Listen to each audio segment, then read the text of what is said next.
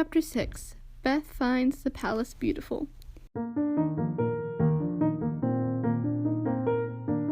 The big house did prove a palace beautiful, though it took some time for all to get in, and Beth found it very hard to pass the lions.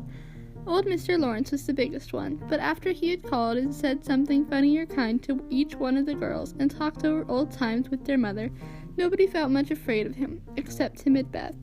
The other lion was the fact that they were poor and Laurie rich, for this made them shy of accepting favors which they could not return. But after a while they found that he considered them the benefactors, and could not do enough to show how grateful he was for Mrs. March's motherly welcome, their cheerful society, and the comfort he took in that humble home of theirs.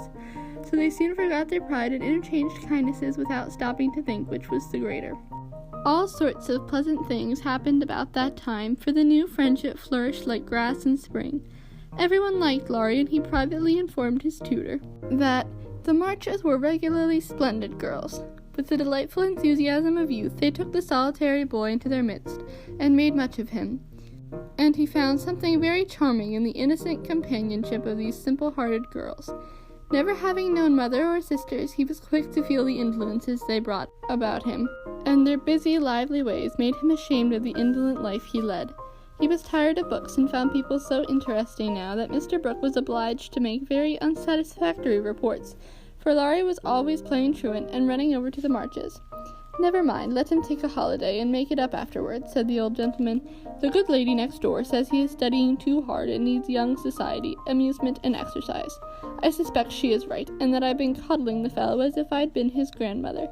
Let him do what he likes as long as he is happy. He can't get into mischief in that little nunnery over there, and Mrs. March is doing more for him than we can."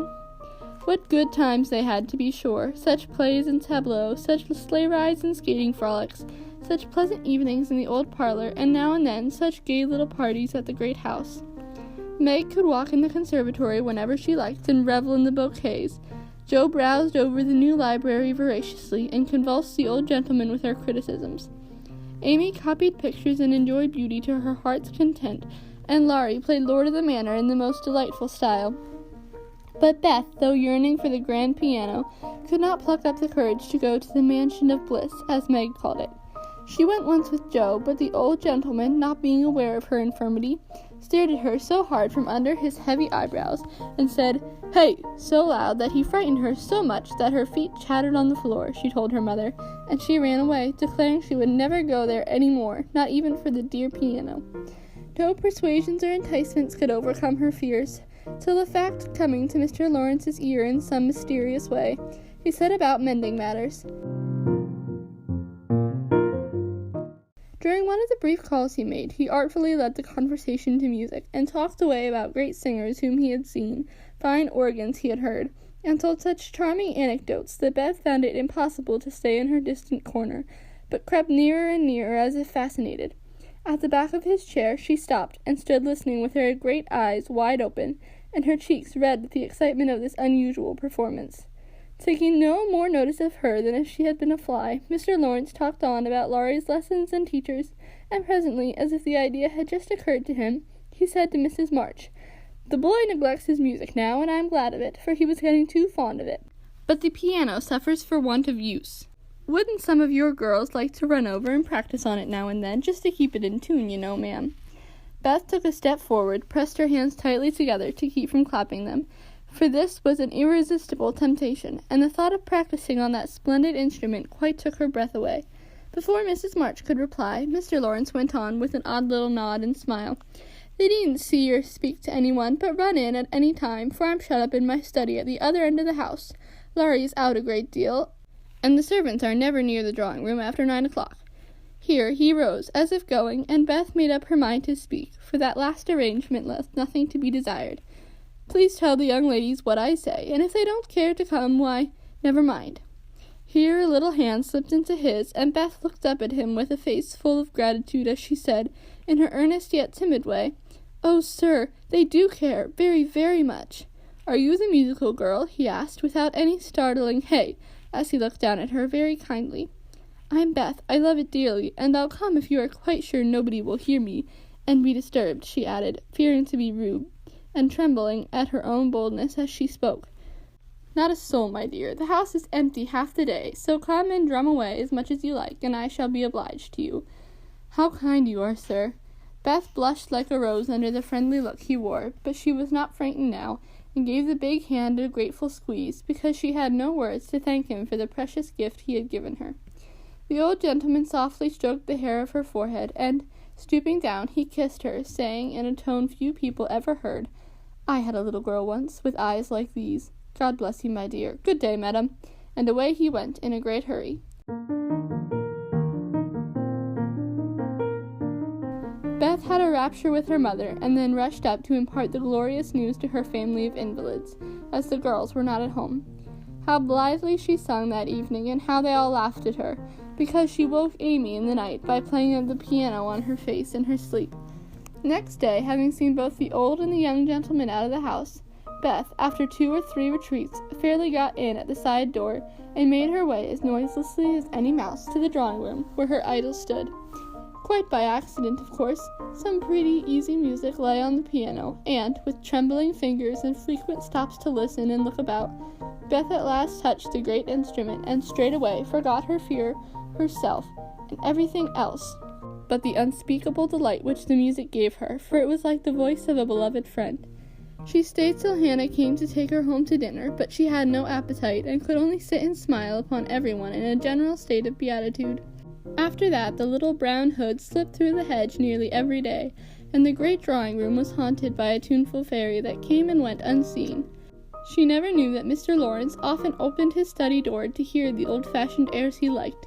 She never saw Laurie mount guard in the hall to warn the servants away.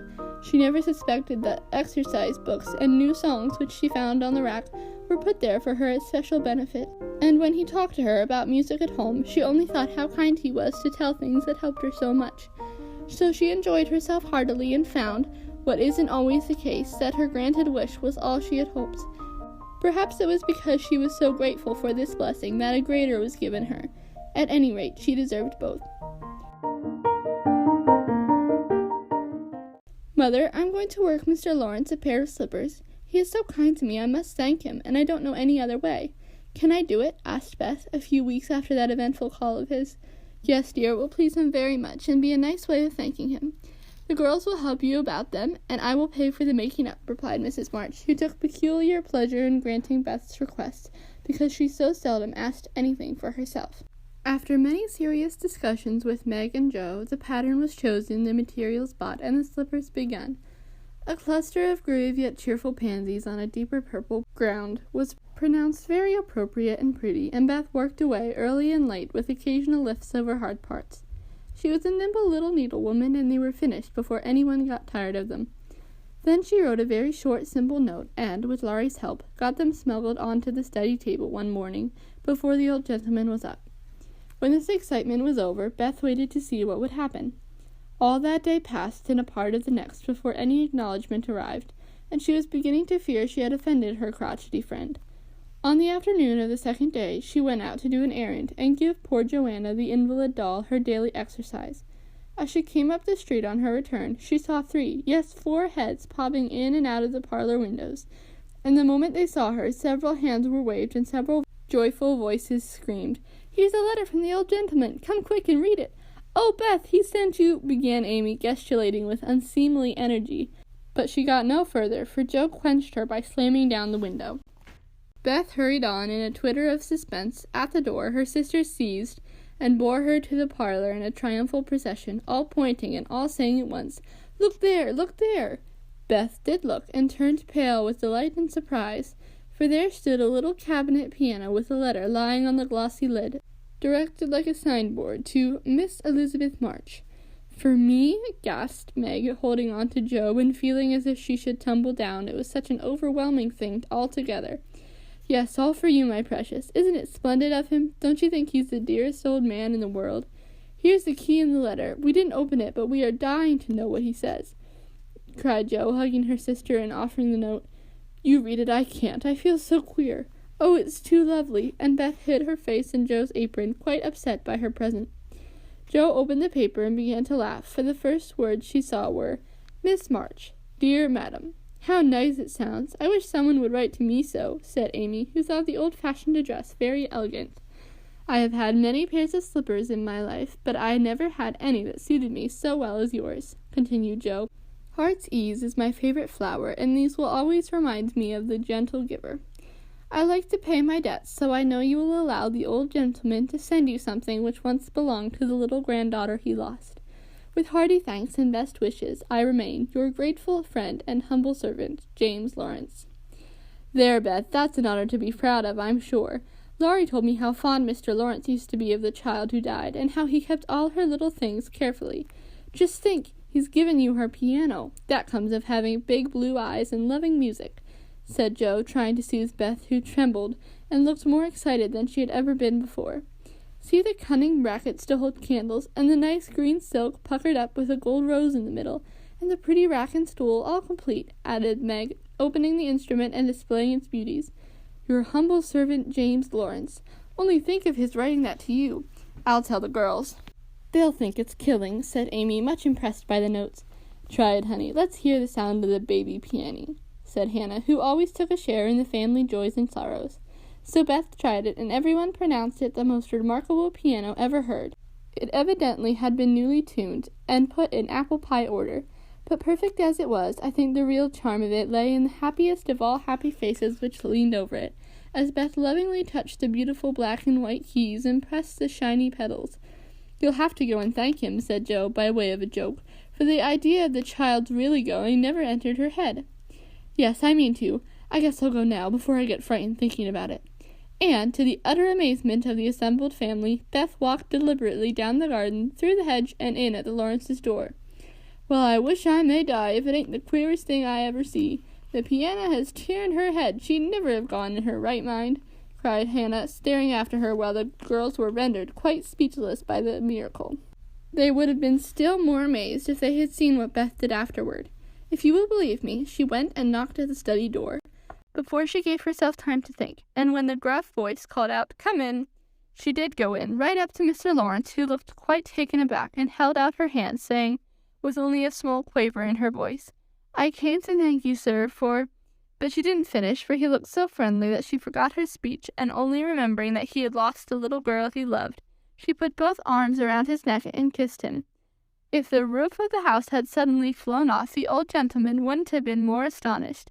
But he liked it. Oh dear, yes, he liked it amazingly, and was so touched and pleased by that confiding little kiss that all his crustiness vanished, and he just set her on his knee and laid his wrinkled cheek against her rosy one, feeling as if he had got his own little granddaughter back again. Beth ceased to fear him from that moment, and sat there talking to him as cozily as if she had known him all her life, for love casts out fear, and gratitude can conquer pride.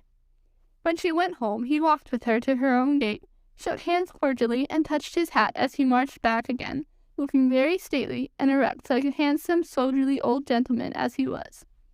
When the girls saw that performance, Jo began to dance a jig, by way of expressing her satisfaction. Amy nearly fell out of the window in her surprise, and Meg exclaimed with uplifted hands, "Well, I do believe the world is coming to an end."